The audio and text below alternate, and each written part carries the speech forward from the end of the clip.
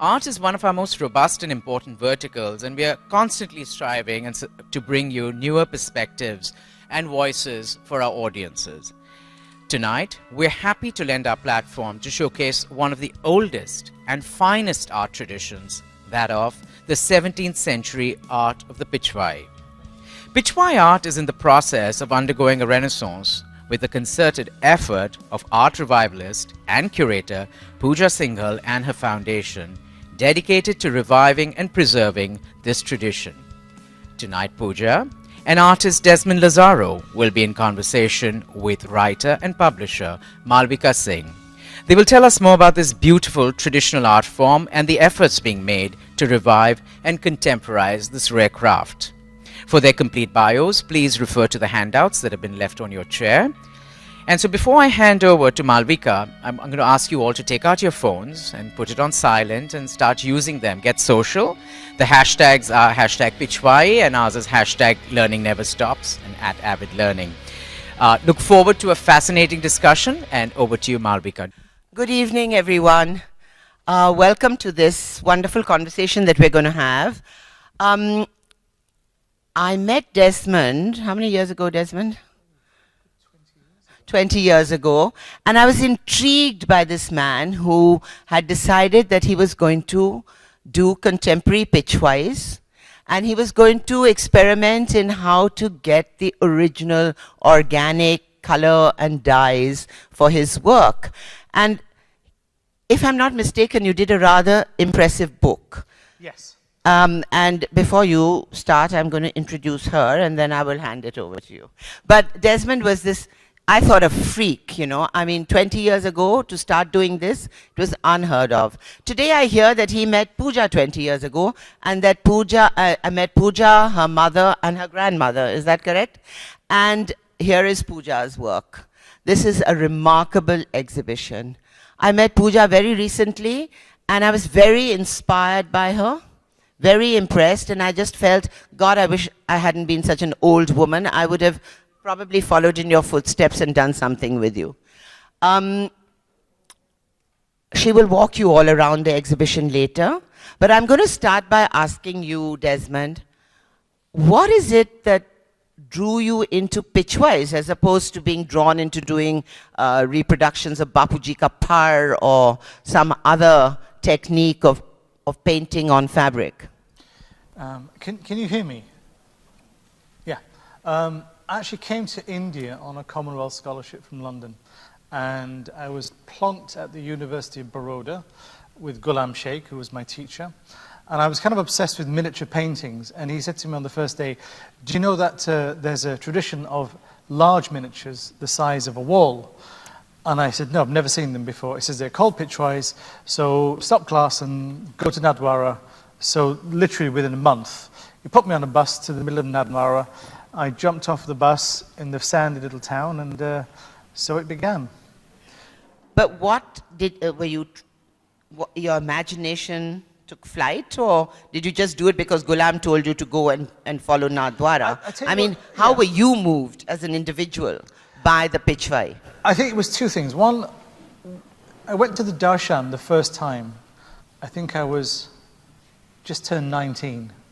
And I'm from a very Catholic background, where the idea of going to visit God is that it's a quiet little activity, and Nathdwara is not. It is a spiritual scrummage, and you kick and you jostle and you fight to get your way to see the deity amongst clashing bells and noise, and I was just blown away by the whole experience. And then I saw the first Pichvais in Nathdwara, in the temple, and then visited a few artists at the time, some of which have become, whose grandsons actually now know. And I saw them for the first time in the flesh, and I fell in love with them. It's as simple as that. So it's spirituality and falling in love. Well, I think that about sums up Krishna, really, doesn't it? It does. That's about And now I'm going to ask you, Pooja, to tell us what was it that triggered your passion for the Pichvai. I know you were born in Udaipur and that you grew up with a lot of it around you, but to do what you do single-handedly, getting recognition after many years for the work you've done, what was the trigger? You know, I've thought about this very often, that what exactly drew me to a Pichvai always. And when I really think about it, you see many kinds of art all the time. And if you look at a typical Pichvai, it has 24 boxes around it. Each of them has a Krishna. Then there is the gopis in it, and then there's Srinathji with his very elaborate kind of shringar. And I think what always amazes me about a Pichvai is there is so much happening in it. And yet it's so aesthetically balanced and beautiful. And I think for me, that was, also the other thing was the colors. Maybe it's the way the mineral colors or the natural colors meet fabric or meet the handmade paper, that there was a certain romance for me in that. And no other art can do that for me. So those were my two main reasons for really wanting to do more and more with it. You know what I find very interesting with your exhibition here, and I haven't looked at it very carefully, is the fact that you have in a contemporary idiom brought some of those compartments that you see in a larger Pichvai, all the small areas, together as individuals in an installation kind of format. Would you like to talk about that? Yeah, so it's a very nice question you've asked me, because I think since I was very young, me and my brother would go often to these artists who my mother knew, and I'd always say that ye 24 swaroop jo charo taraf hai, have you painted them separately? And we'd keep asking all the artists, and I never really found them. So when I started this journey of commissioning works, it takes a lot to get the artists to think. Excuse me, why did you start the journey to commission works? Because when I was going back to Udaipur, so the standard thing of all our friends in Delhi and Bombay is help me get a good Pichvai. And as I went back, every time I'd look for a good Pichvai, I just found that there were none at all. There wasn't even one that I would even remotely say, listen, pick this up. So there was one time I did find 10, 15 pieces, and then it was gone. So I decided that this is it, you're not going to get any. Till a very old gentleman walked through the door. He'd sort of come up in Udaipur with the patronage of my family. And he said, look, I'm doing this Pichvai work, and he opened this suitcase of really ghastly stuff. And I said to him, do you have artists? So he said, yes. So I said, are you willing to work with me? And he had the thought process, and then from him came one more, and I sort of set up a group of artists. And then I said to them, can we deconstruct this set of 24? We did it, and when they came out as little paintings, they were totally flat. Because obviously what you see in this sort of proportion, when you make it bigger, there wasn't that much to it. Then I had heard from him that there were a lot of miniature artists who were out of work. So we had this discussion. I said, why don't you take this back and let them sort of see what they can do with it? And what emerged was really beautiful. And that's what it's right. There's the 24 swaroop, and it has the decorative elements from miniature artists. And then I felt it was enough to stand alone. You see, it's very interesting because she's talking about miniature painting and the artist, and that was your call as well. Would you like to say something about the miniature element within the Pichvai? Well, I mean, after the Pichvai and miniature Nadwar experience, I went to Jaipur, and I met an artist called Banu Vedpal Sharma, and one of his students was Neelima Sheikh, the artist. And Neela, of course, is the wife of Ghulam Muhammad. And so I went to meet them, and I said to Banerjee, I wrote him. I said, can I come and see you for a few weeks? And the idea was that, well, if I go there for a summer vacation, it shouldn't take me too long to crack this thing. It can't be that difficult. 12 years later, I was still in the studio. And I entered unknowingly, like a slide, into a Guru Shishya Parampara, which is a passing on of a tradition from father to son, from disciple to student. And I remember the first day I did a drawing, and he looked at it after spending many years at the Royal College of Art, by the way. He said, that's nice, now I'll teach you to draw. And he picked up a small little brush, and I just saw his hand and finger flying in the air doing things. And I thought, okay, this is it. But it wasn't only the craft, and that's very important that you have to understand here. He was a massive man. He was an absolute physical, spiritual being, solid. And when you're 19 years old, running around trying to be an artist, and then you meet one, you stop. And I was so freaked out at the time, I took a friend to meet him, who I really respected, and at the end of the night he just said, just stay with him, that's it. So I did. That was my journey. You know, just to take it forward, last year, no, 2 years ago, in Rajasthan, we decided, I say we because I serve on the advisory of the Rajasthan Chief Minister in Arts and Culture at the moment, and we decided we would bring surface painting that you see in the palaces of Rajasthan, and in Shekhawati you see it on the exterior of buildings. We thought we'd bring this surface painting to the walls of railway stations. And we picked Udaipur, and I just spoke to the artist on the telephone. He said, "Kya banao?" I said, "Aapka jo bhi kala hai, aap usko diwar pe laga dijiye." And he created that painting, the map of the temple. He took 1 week to do it, straight directly on the wall, and then proceeded to use the lotus and the bale, which you see in this wing of the exhibition, all over the ceilings of the Udaipur railway station. As a result, people stopped spitting and peeing and littering. And you suddenly had Swachh Bharat through the skills that are handed down through the generations. I therefore want to ask you, and I'm going to start with you, Desmond, what's the future? Because it's very nice to have this, and you know, some of us will be fortunate enough to be able to afford buying some of them. Where does it take us? We can't just do one-shot exhibitions and have the family, you know, 2 or 3 families of painters. How do we extend this as a cultural, an inherent cultural experience? Because it's there.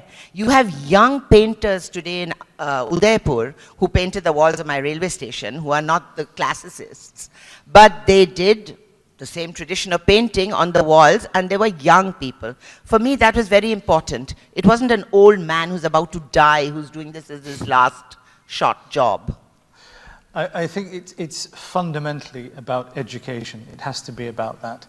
There has to be a concerted effort from the Indian community in Rajasthan, people like Pooja, to actually help what she's doing here and set up actual schools.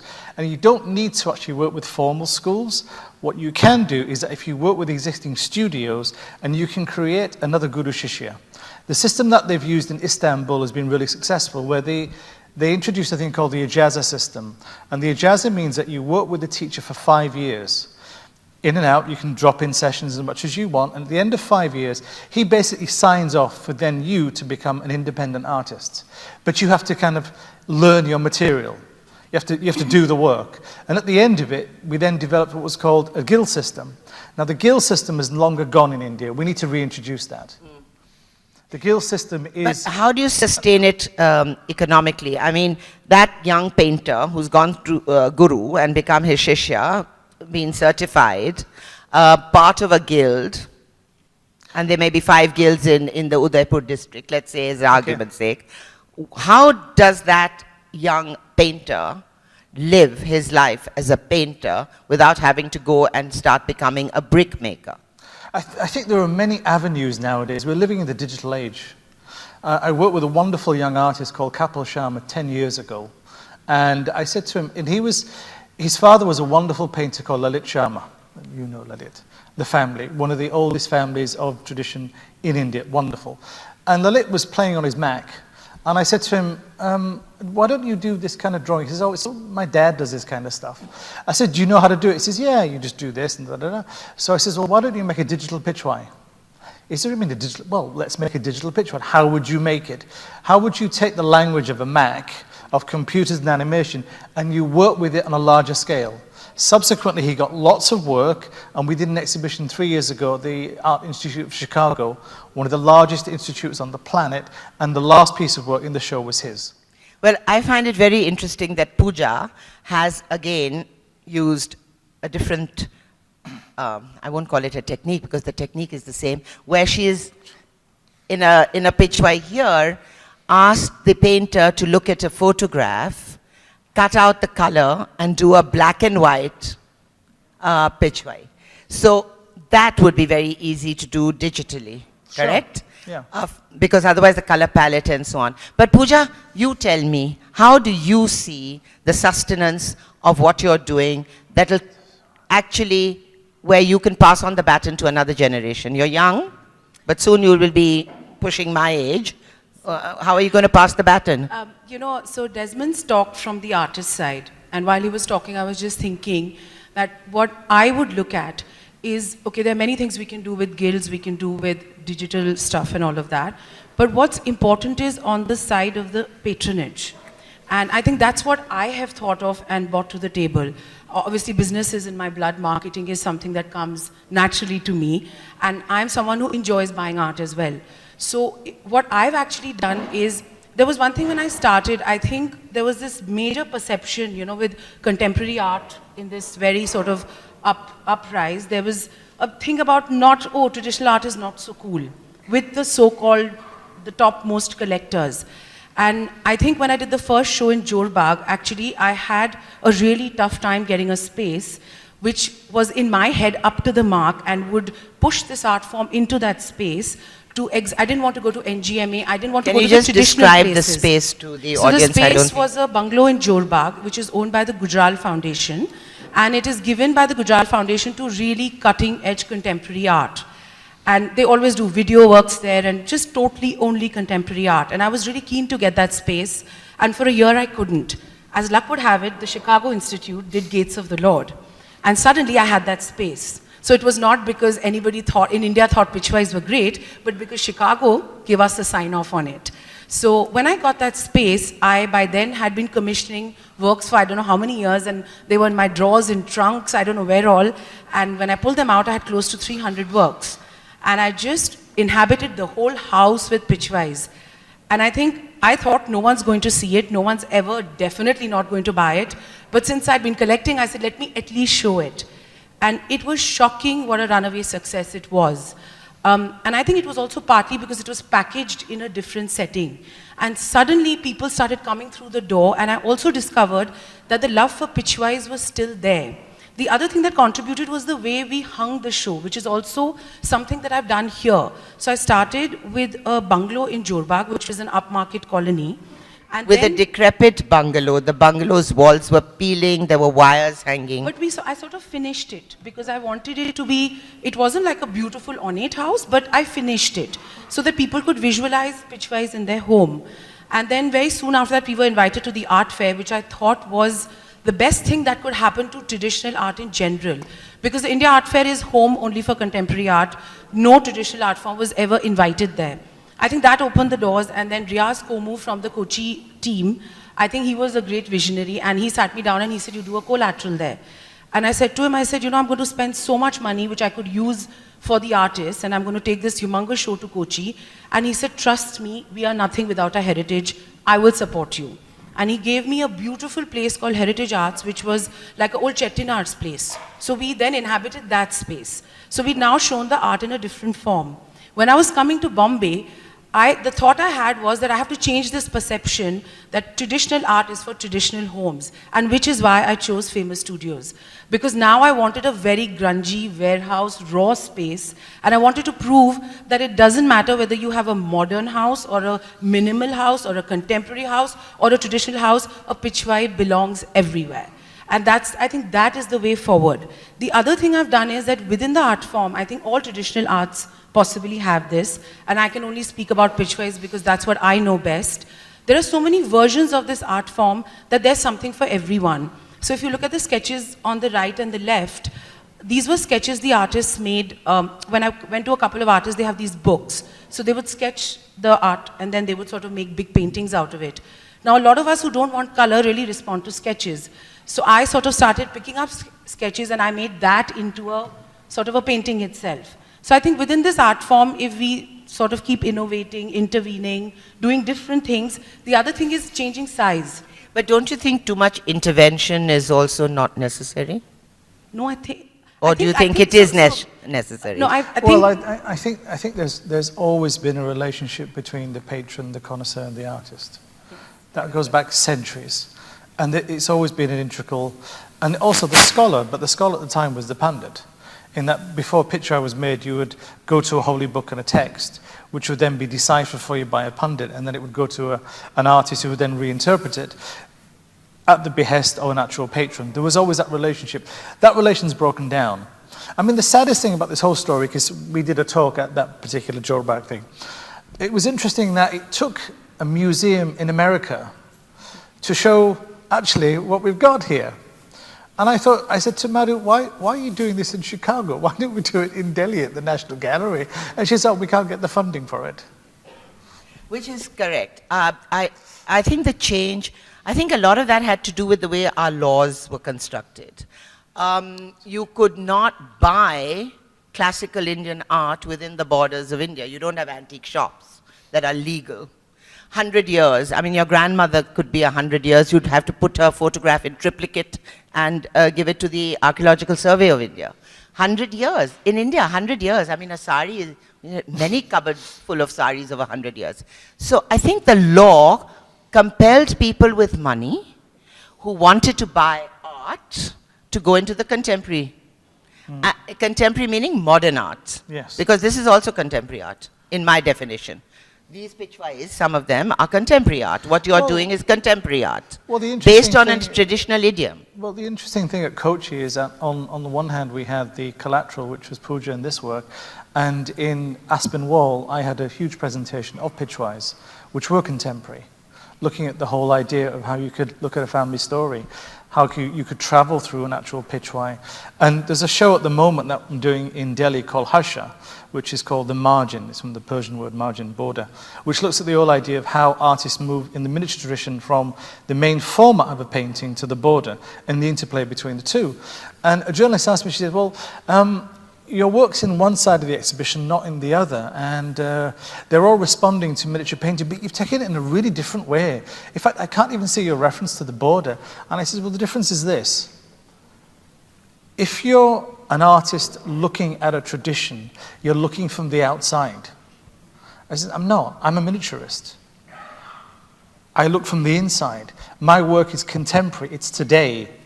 I just happen to have a tradition that goes back a couple of 100 to 1,000 years. But yeah, in terms of methods, materials, and ways of working, I am a miniaturist today. I'm not looking at a different art form. It's no longer exoticized as other.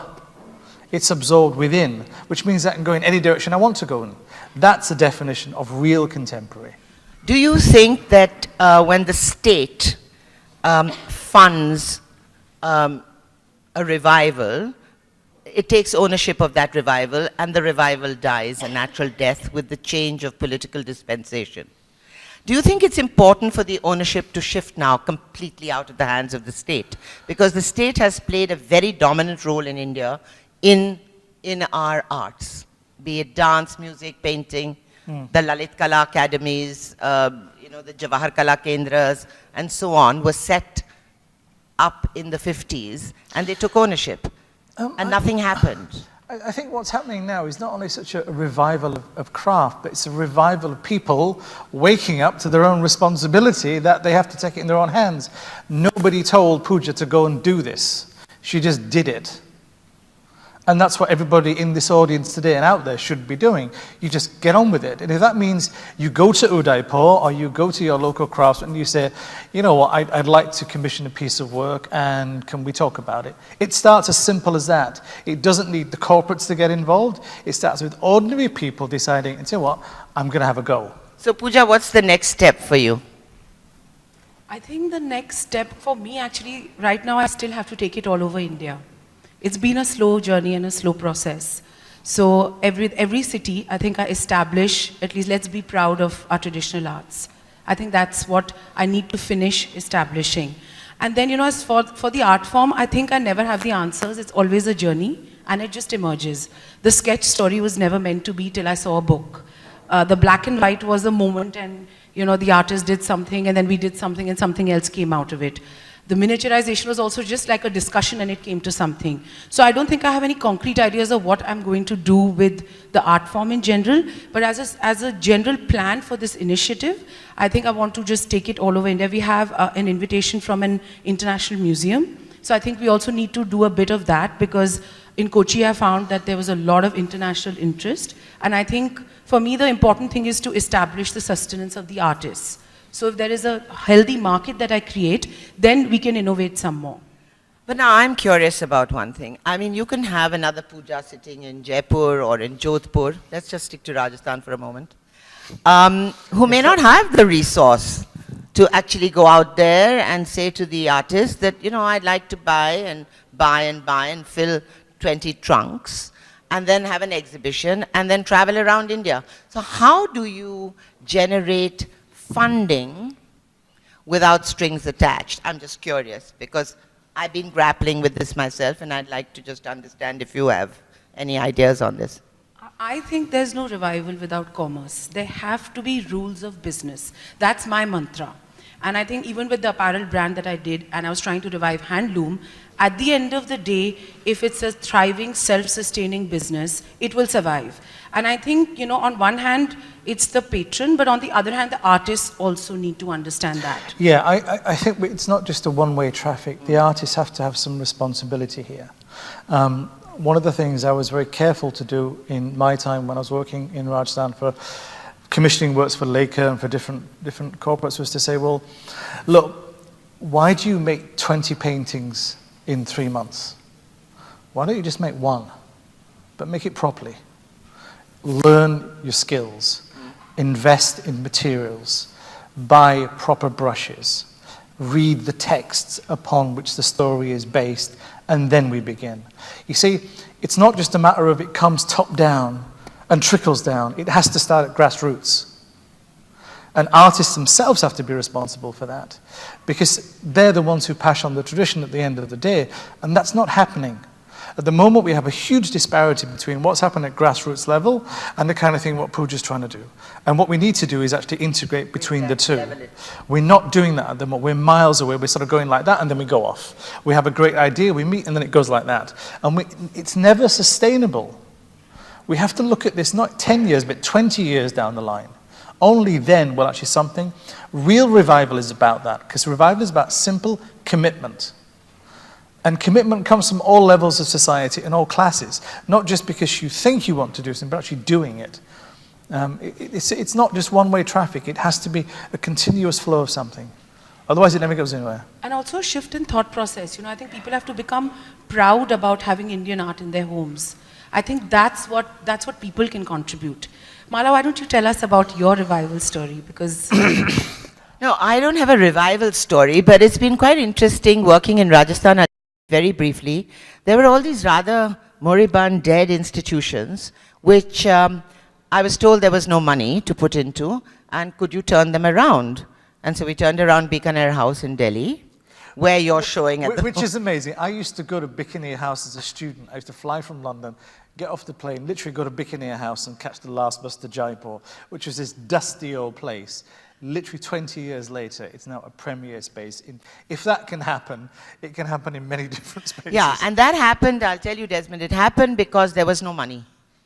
And I was told, can you turn it around? And I said, how much will you give me? And I was told nothing, maybe 5 lakhs. So I had 2 options, one to say, and the other was to say, I'll show you. And I took the latter option, and we, in the first 18 months, we had a net profit of 1 crore of rupees by having the lowest rates, rental rates in Delhi, and bringing in young cutting-edge artists, new experiments, and not, 7,000 rupees for an art gallery space with air conditioning, lighting, and all of that. And it's turned around now, so it's on its own. It's got its own life. Now, we need to do that in every state capital. And then Mala did the Museum of Legacies, and that's Mala, and that's, I think, what people need to do. She called me and she said, I have this space in Jaipur, and I need you to do a permanent exhibit there. So I said, Mala, I can't talk to you right now. I've had knee surgery. I'm in so much pain, I can't speak. She said, okay, I'll call you later. 2 months later, I was still in terrible pain, and she said, I don't care. You're going end of the month, and you're putting up that exhibit. I'll give you lights, I'll give you paint, the rest you will do. And I was so scared of Mala that it was the first trip I took after my surgery. My architect, Rajat, who's put up this whole place, was with me. And he was sitting next to me in the flight in Jaipur. I was like, Rajat, I can't sit anymore, but I'm so scared of Mala that I have to do this. So Mala has galvanized a lot of young people who've all sort of joined the bandwagon and made her dreams come true in Rajasthan. So we have this wonderful space in Jaipur called, it was the old art school built in 1800 and something, falling apart. It's been restored. There was this gallery space, again, no money, what to do? So I rang people like Pooja and Mitch Kreitz and Kasliwal, Sudhir Kasliwal and Bridge Basin, and said, I'm giving you the space free, lovely gallery space.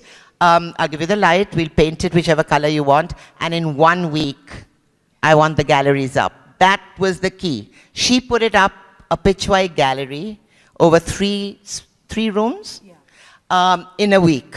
And we just fixed a date, and we opened on the 10th of December. And today, it is the most coveted space. I then found in the Bikaner jail, in some grungy corner,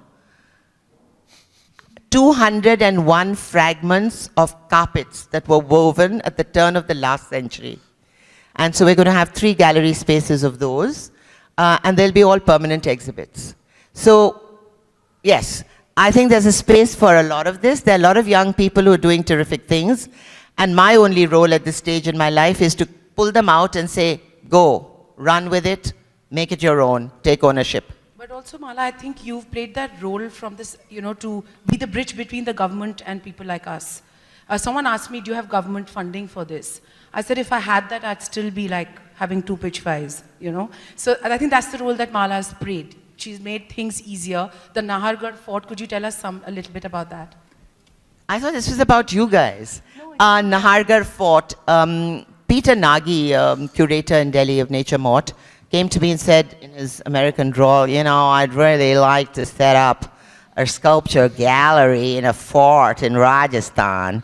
And I said, go tomorrow morning, go see Nahargarh fort and tell me whether you want to take it. And he came back 2 days later and said, yes, I'll take it, on the condition I don't have to work with government.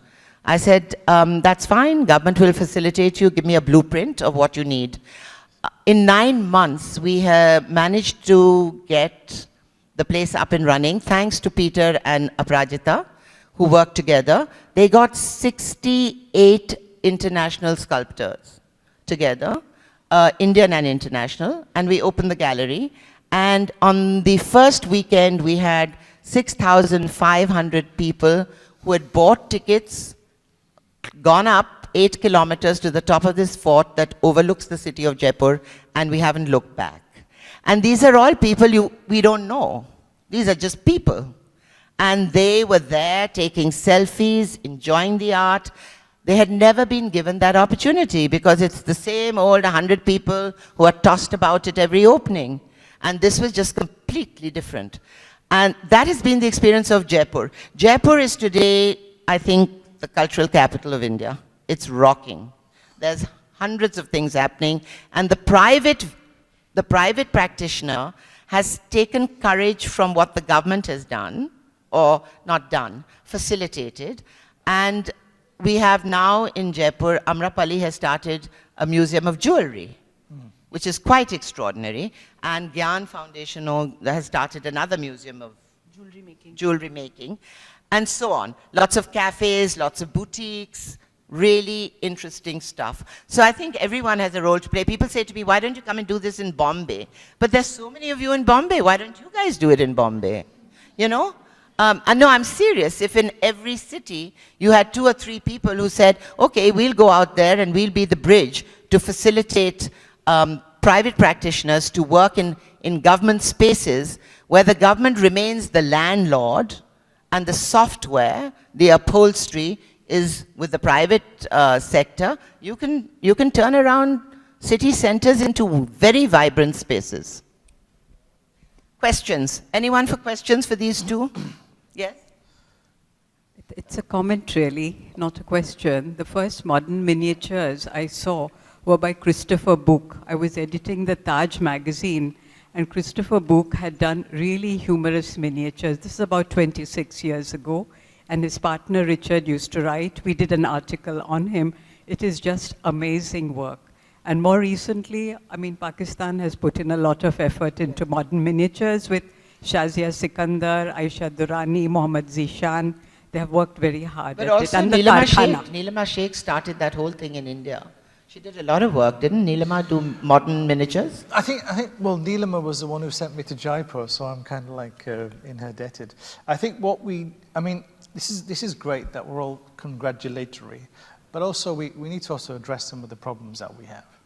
I mean, why is Pakistani art at the moment, when this Shohasha in Delhi at the moment, at Bikaner House, there's wonderful contemporary artists, including Neelima. There's no miniaturists from Jaipur. That's the curator's problem. Exactly, but there should be there. The problem we kind of took a bit of a misstep. When we set up the whole idea of education back in the 60s, we decided that we'd go towards contemporary art, which was basically what happened at Baroda. In Lahore and Pakistan, that didn't happen. They decided that, okay, you can study fine art, but you're going to spend at least a year to 2 years learning miniature painting. That means paper, brushes, pigments, everything. Then after that, you do what you want. But you get a real thorough grounding in the basics, and then you go on and do. What's happened 20 years later is that those artists have learnt that, they've absorbed it, and then they've ran with it to something completely different. We're not doing that here. What we left was a miniature painting to sort of survive on its own, roughly through a tourist trade, and we didn't invest any of that stuff, not until what's happening now. That has to be addressed. And also, I think you need trained curators. This is a huge problem in India. Forgive me, I'm going to say something really undiplomatic. But you often have these mothers whose children have grown up and husbands have lots of money to spare, and you become a curator. I don't think that really works.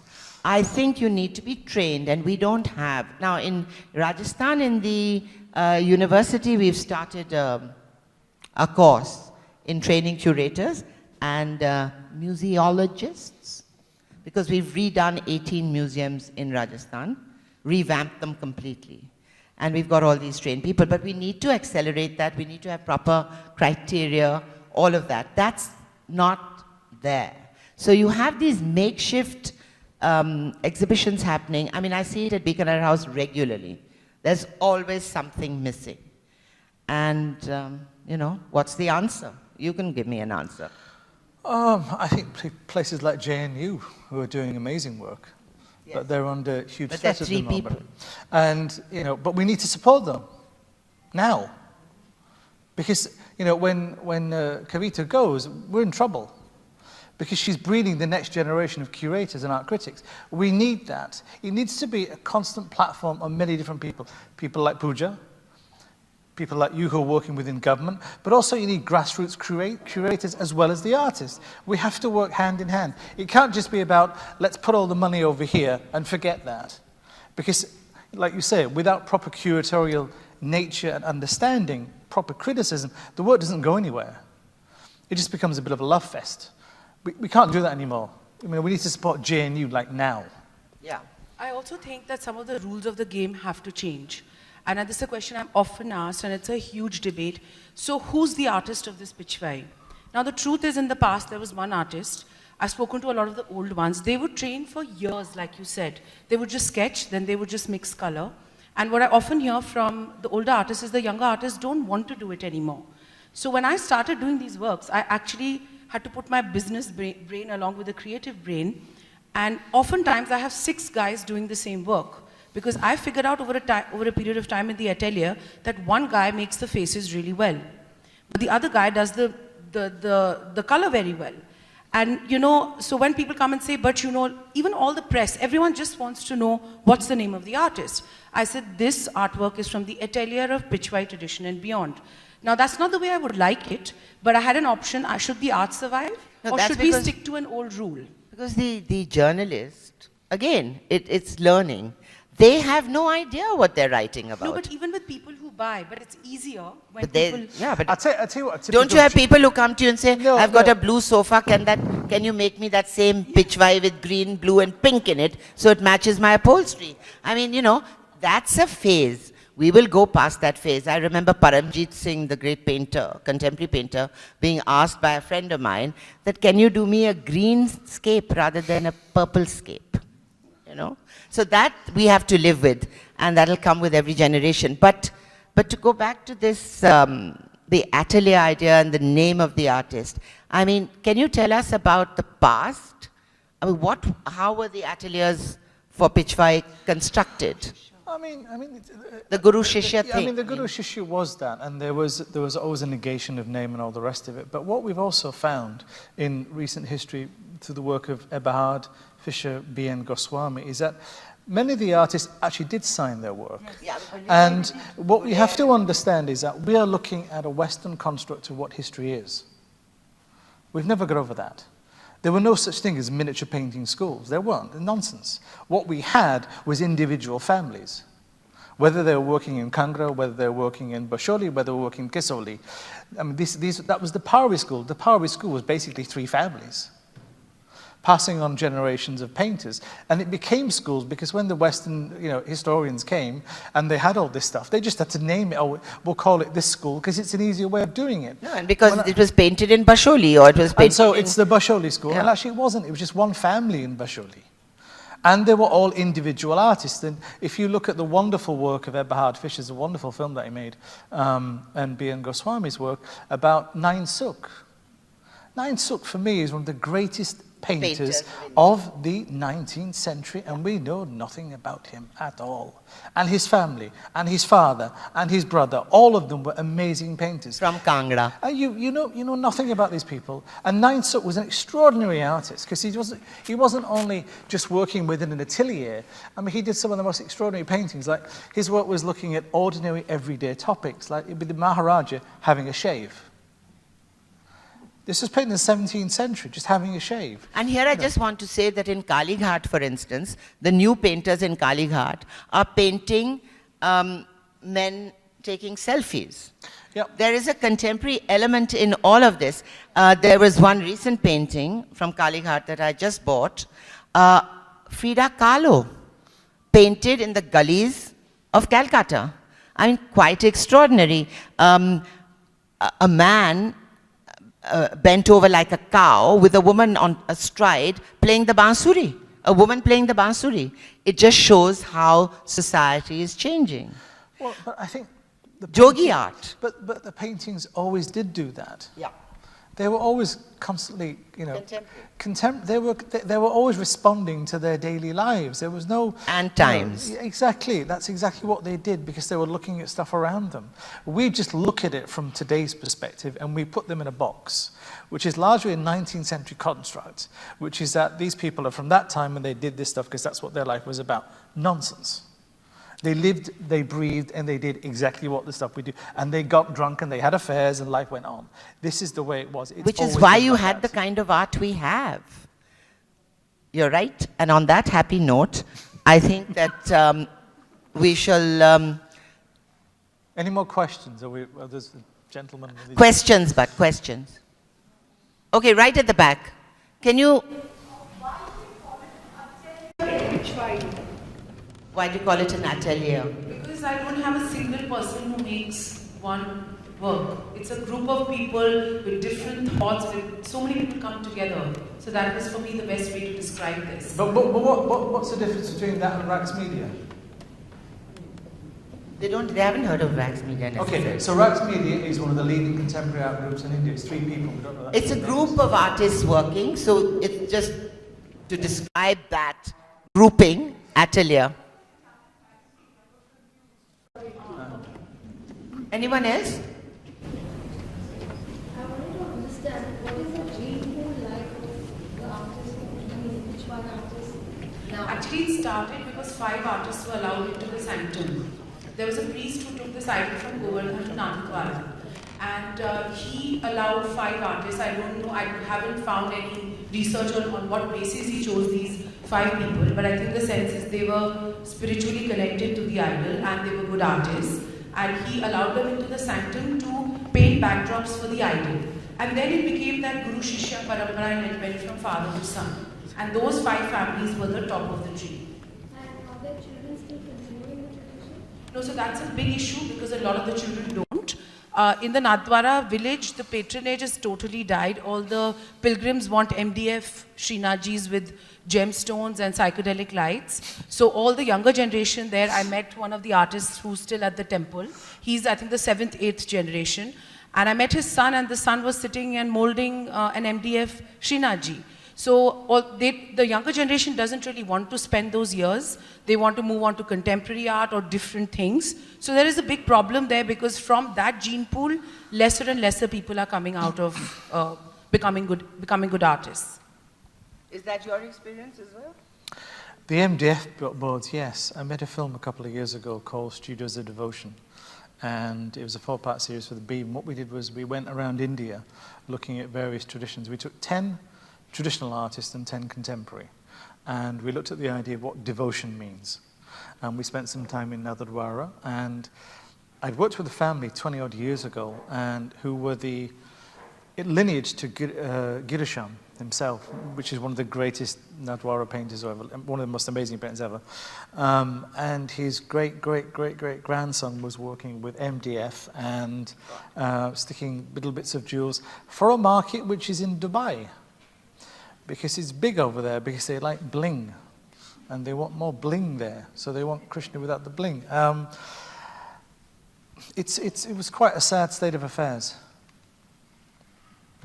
Rachel? Neil, I'm quite fascinated by how you did this. Many years ago, I wrote my PhD on the Pushti Marg, on one of the Gujarati poets of the Pushti Marg. And I was wondering how you learned the alaukika side of the painting, the spiritual side of the painting, and the other rich arts of Nathdwara. Did you learn about the poetry and the music and the other arts? I'm just fascinated about your training. You know, I'd love to say, yes, I'm a great scholar and I learned all this stuff. Nonsense. I actually sat at the feet of a guru every day. And that was it. Because, bhakti is based on an immediate understanding. It's not about learning Sanskrit. You learn the physical reality of a tradition through paint. So in other words, you take a rock and you make luminescent light. That is a spiritual journey in itself. You go from one state of matter to another. And what that means, it's a reflection of your own inner state. And you do that by sitting at the feet of your teacher. And when he says, draw the line like that, you draw the line like that.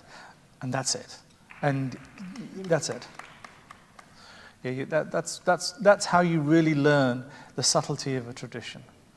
There's no other way to learn it, actually. Any other questions? Or should we do the walk?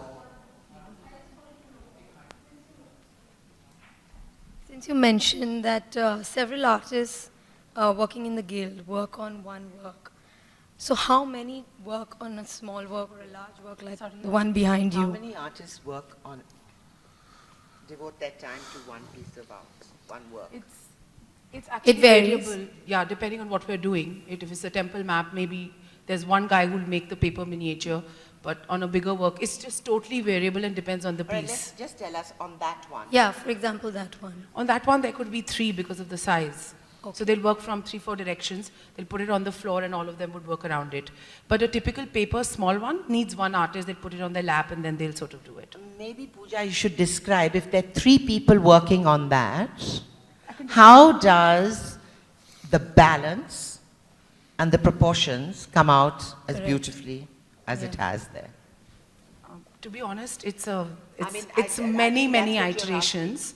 So there's first a sketch will be made, Correct. and then I'll probably see it at the sketch. So that's the kind of problems that we face, and that's why someone like me I've come in and had to do this, because they may sketch it, and then the bricks will be bigger than what they should be. So if I'll see it at the sketch stage, I'll say, no, there's something missing in the balance. So I'll go back. Then the color grinding happens. And so often, they'll do a color and the color will be something different. So the balance is a constant iteration between, a conversation between me and them, to be honest.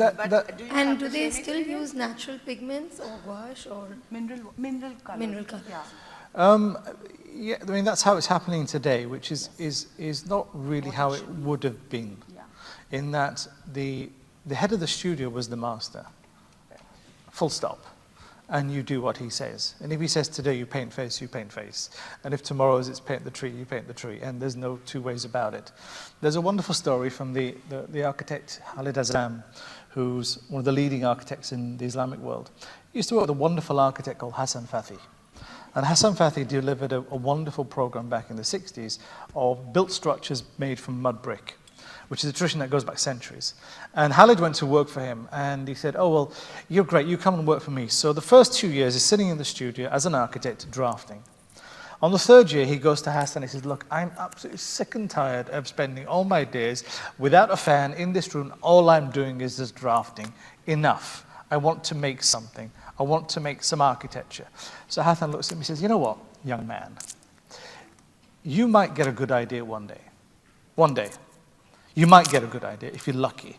By the time you're 40, you'll be lucky if you get one, maybe two, possibly an idea. But if you don't know how to translate that idea, your whole life's gone. So go back and start drafting. That's not happening today within our crafts. The rigor has gone. The discipline has gone. The dilution of quality. Exactly. So what happened is that people come along and say, it needs to be a bit like this, or we look at this old photograph, and then they'll just copy the photograph. So now we just need more Desmonds and we need more Poojas. And No, I think we should break need now more for a people drink and a involved. walkabout.